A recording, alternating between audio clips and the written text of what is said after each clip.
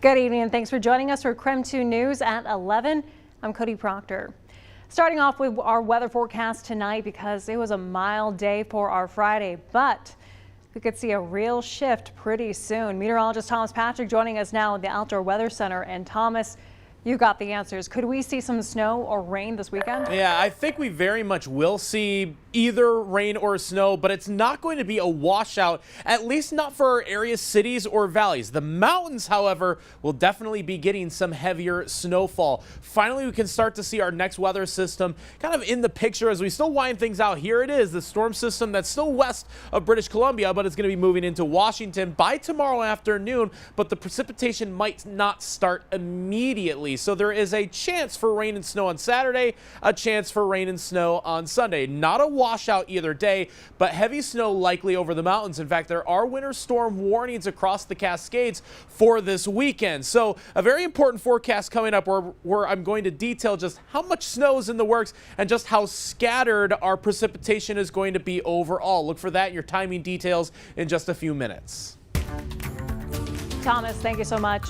New tonight, a father and his young child were lucky to escape a crash with only minor injuries after they were T-boned by a driver fleeing the scene of a hit and run. KREM 2's Kyle Simchuk shows us the dramatic video and the charges a young driver is now facing. Someone could have easily been killed in this crash. As you're about to see, this small car was going so fast it made the large pickup go airborne. Jaw-dropping video sent to us by Spokane police shows the moment a hit-and-run suspect T-bones a truck, launching it into the air. It happened just before 7:30 this morning in North Spokane at the intersection of Alberta and Queen. One vehicle that rolled over, there's a truck on its top. We're going to upgrade to an extrication. We have a patient that is pinned in. Police identified the driver of the car as 22-year-old Gavin Burnt. They say he was fleeing from a hit-and-run crash that happened at Wellesley and Belt minutes earlier. You can see just how fast the car was traveling through this narrow residential street with cars parked on both sides. There's no attempt to even slow down at the stop sign. The impact sends the pickup in the air. It lands on its roof, crashing into a fence and home. The father and young child inside managed to crawl out of the mangled truck. Police say they received just minor injuries. The driver of the other car had major injuries and had to be cut out of the vehicle. Got somebody still pinned in a car with some pretty substantial lower body injuries.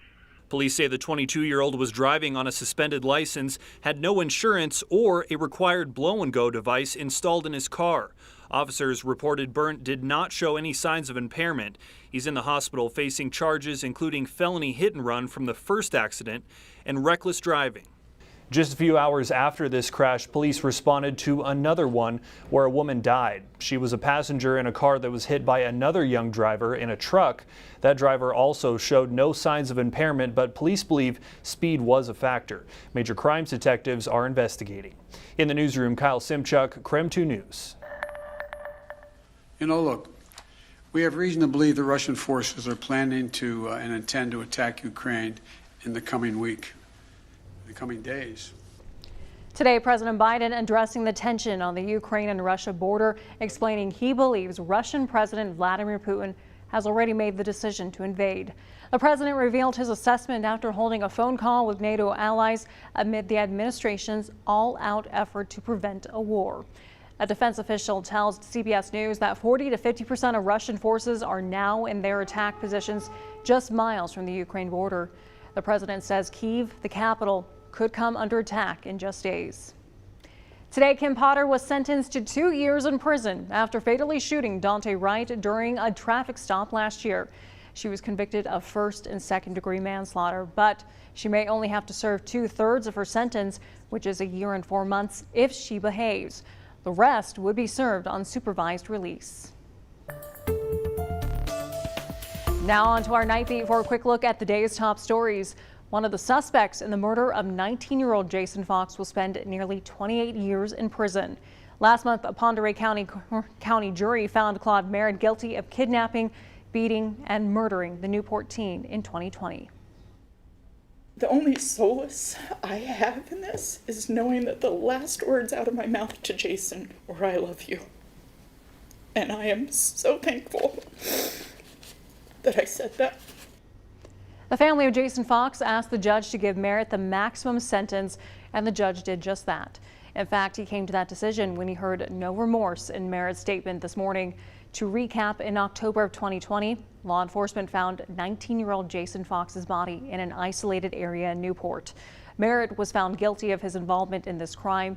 The final suspect, believed to be involved in Jason's death, goes on trial in May.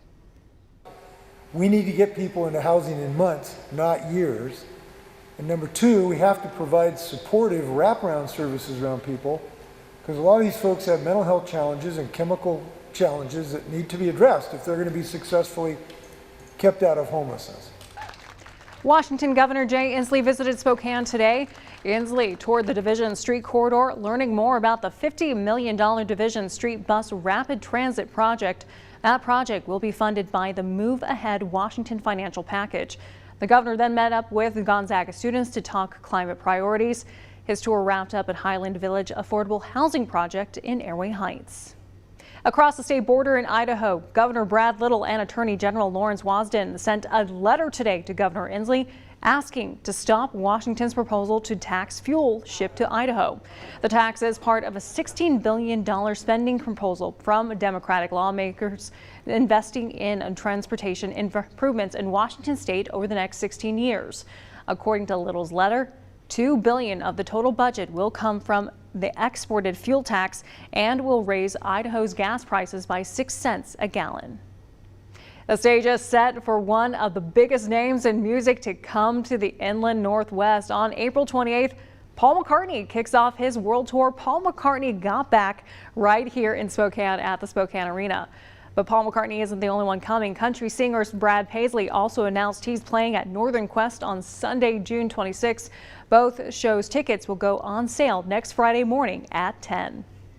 And that was a look at your night beat. To learn more about any of these stories, just text the word NIGHT to 509-448-2000 and we'll send them right to your phone. Tonight, the Mountain Pacific Sports Federation Indoor Track and Field Championship kicked off at the podium. After 18 years of being hosted at the University of Washington, MPSF relocated their championships.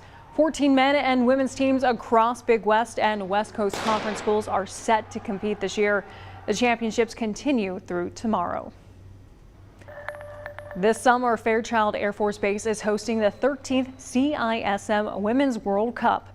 The World Cup takes place at Meade School District's Union Stadium. CISM, also known as the International Military Sports Council, is a worldwide military sports organization with the aim to bring together armed forces personnel through sports. 10 countries will arrive in Spokane on July 9th, with soccer games starting on July 11th. 3 teams from the Americas have been confirmed, with the United States, Canada, and reigning champion Brazil. The other teams will also include 3 from Europe, 2 from Asia, and 2 from Africa. The Washington State Supreme Court unanimously confirmed animal abuse can constitute as domestic violence. The decision allows for more protections for victims and harsher punishments for perpetrators. The ruling allows courts to issue a post-conviction no-contact order between the perpetrator and the victim. The court issued its ruling in the case of a Seattle woman whose boyfriend savagely beat her dog to death in 2018. He was sentenced to 18 months in prison, 12 for animal abuse, and an extra 6 because of traumatizing factors. And across the state line, Idaho is waiving its college entrance exam requirements for this year's graduates.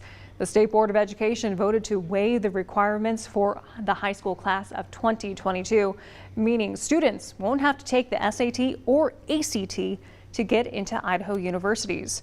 Right now, there is a proposed rule change in the Idaho legislature to permanently get rid of the tests. Well, don't go just yet. After the break, an update to our Creme 2 investigation into the Spokane shock. We'll be back in just 90 seconds.